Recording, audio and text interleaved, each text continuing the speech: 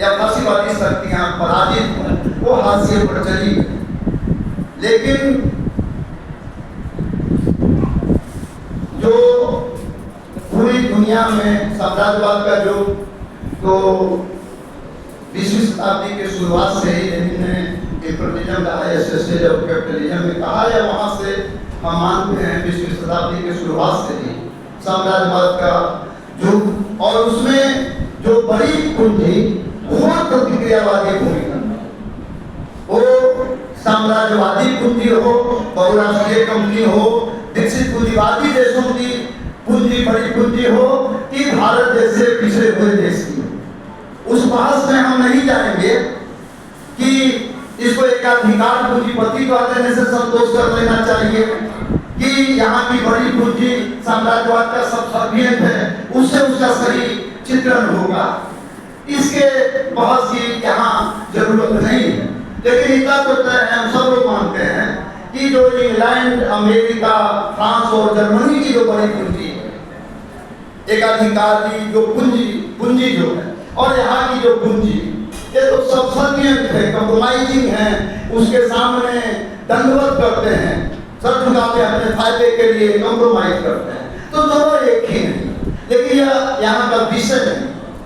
बड़ी पूंजी जिसको हम मोटे तौर पर कहते हैं और वहाँ एकता है, तो वो नौदारवादी दौर में, अगर भारत में 1990-91 में, मरना आपने पर्चे में बहुत बढ़िया से लिखा है, आपका पर्चा मैंने 2 बार पढ़ा, और 2 बार पढ़ते तो और बढ़िया माने हो।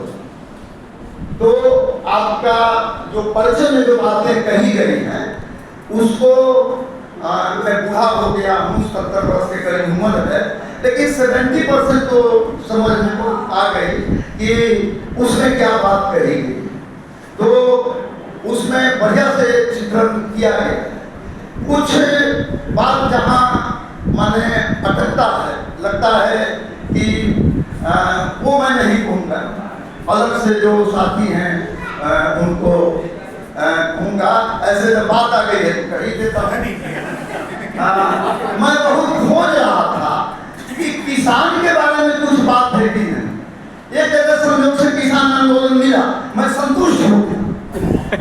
मैं उनकी मजबूरी समझ सकता हूँ आयोजकों की या भाषा की, लेकिन एक जगह किसान आंदोलन की बात है, तो मैं इसी जगह लगे हाथों किसान आंदोलन की बात है। तो भारतवर्ष में जो किसान आंदोलन 2020 में जो पंजाब से शुरू होकर दिल्ली में 13 महीना तक चला, और जो 12 या 13 दिसंबर में जो कंक्लूड हुआ एक लिखित समझौते के बाद, मेरा मानना है, हमारे संगठन का मानना है कि उस किसान आंदोलन ने जो अश्वमेध का घोड़ा जो एकदम सरबत दौड़ा जा रहा था, उस पर लगाम लगाने की कोशिश पूरी तरह उसमें सफल हो गया, ये मैं नहीं करता, लेकिन पहली बार उनको धक्का लगा और पार्लियामेंट से देश के पिछले 50 वर्ष जो पार्लियामेंट्री हिस्ट्री में शायद पहली बार कि उनको कानून बनाकर, संसद से कानून बनाकर 3 कृषि कानूनों को वापस लेना पड़ा।